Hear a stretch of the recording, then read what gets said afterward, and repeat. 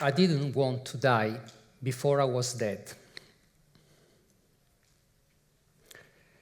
This sentence by Fabrizia has been echoing in my mind for a while now. Listening to patients' voices and their needs is essential for a dignified and fair treatment, for any condition, but more than ever for a disease like cancer.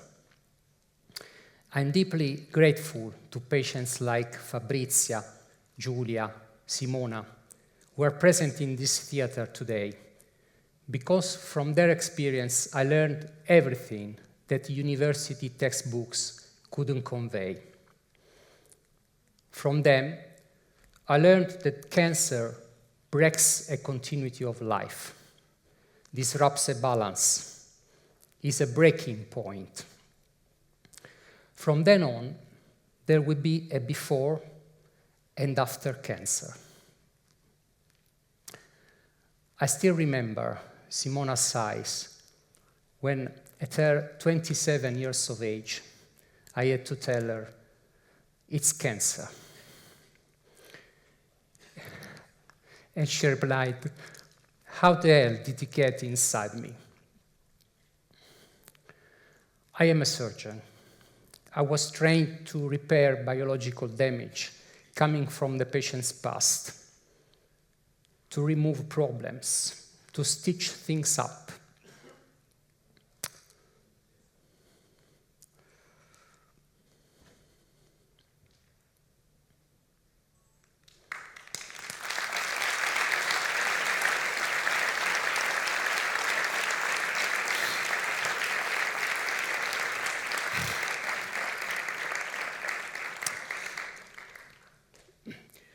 We witnessed during the last decades huge improvements in breast cancer prognosis.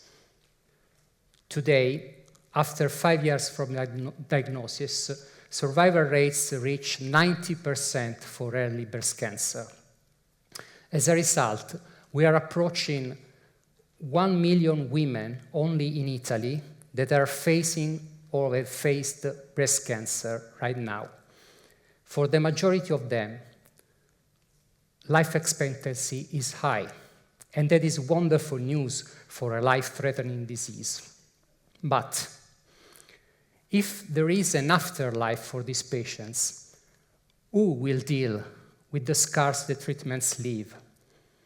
Who will help this woman to regain balance, to restore a center, to preserve a good quality of life? Because we often manage to ensure survival, but our so-called survivors have progressively lost their zest for life. Imagine sitting at a table laden with food without the slightest appetite. It's called anhedonia. So I ask you, what is the ultimate goal of the treatment? Is it really only biological remission? That means the definitive disappearance of cancer for our diagnostic tests, as we are taught in the medical courses. Or it's not also about trying to give meaning and purpose to the suffering, even when the disease is not curable anymore. Moreover, are we sure that the cancer care is only an individual matter, and not also, in Fabrizia's words, a journey shared with the loved ones? How important are psychological and physical well-being and the quality of relationships in the healing process? Giulia taught me that we should try to preserve our patients' lives and vitality at the same time, because life is worth living only when we stop merely surviving and we try to live it to the fullest. So how can we nurture and maintain a positive transformation after cancer, after the treatments?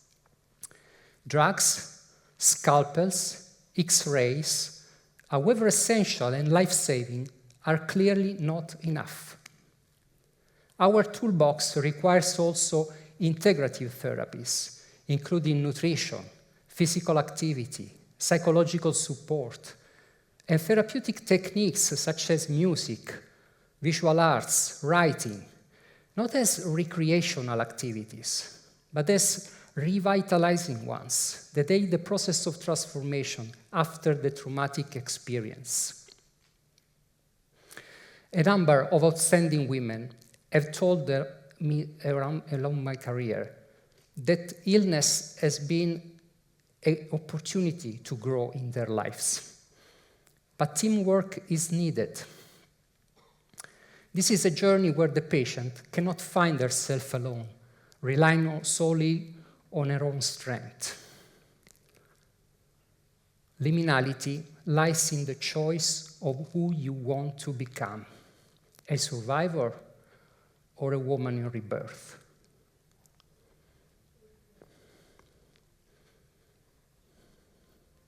Le mie ansie per le cose stupide si portò via il sorriso dei miei cari.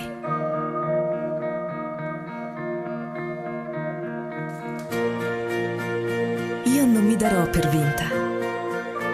Combatterò con tutta me stessa, fino in fondo, a testa alta, assaporando la vita. È stato un viaggio fatto di giorni maledettamente difficili,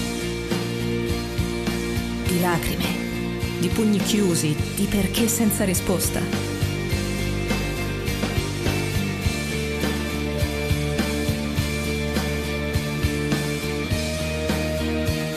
Ma anche di risate, di mani strette, di abbracci, di desideri esauditi, di gioia infinita per questa vita maledettamente imprevedibile.